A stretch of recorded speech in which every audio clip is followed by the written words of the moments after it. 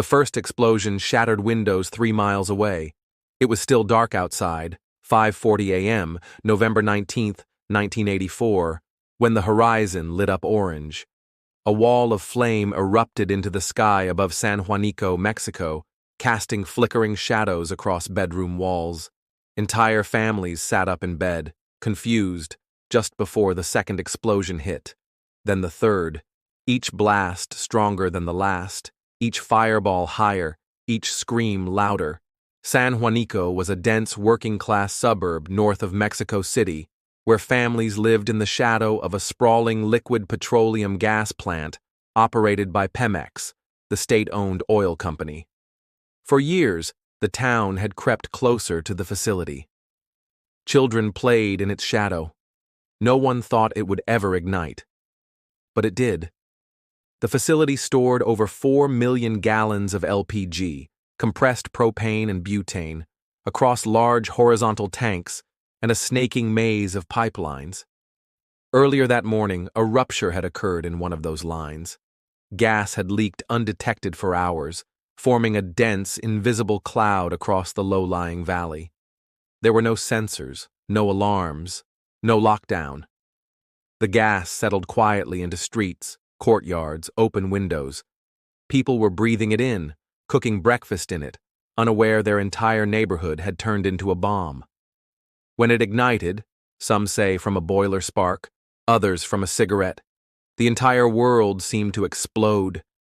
The initial fireball reached 300 feet into the air.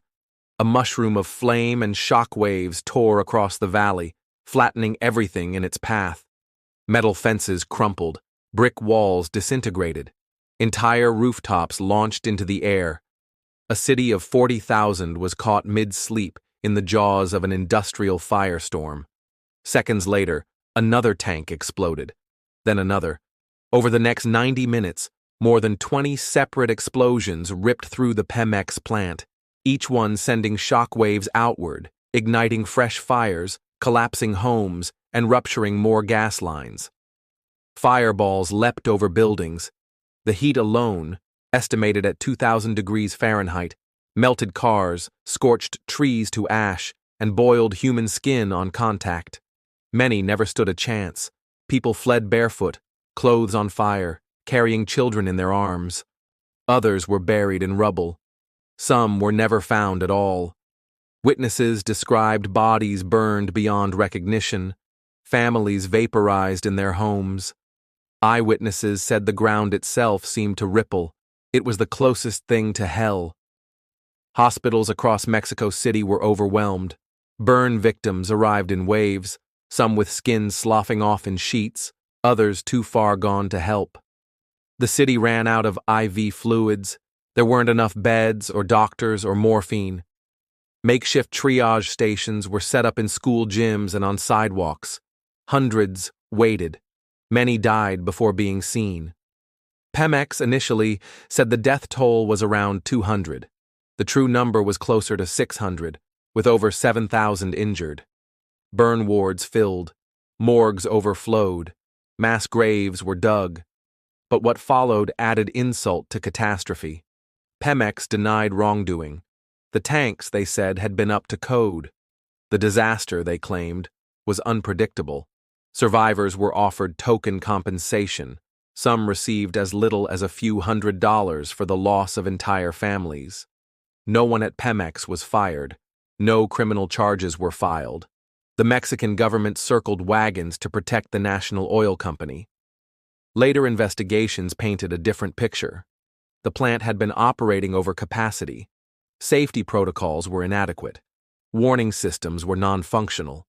The tanks had been packed too closely together, violating spacing standards. Worst of all, no proper emergency plan had ever been put in place for the civilian population that surrounded it. This had not been a random accident. It was the cost of years of neglect, greed, and silence.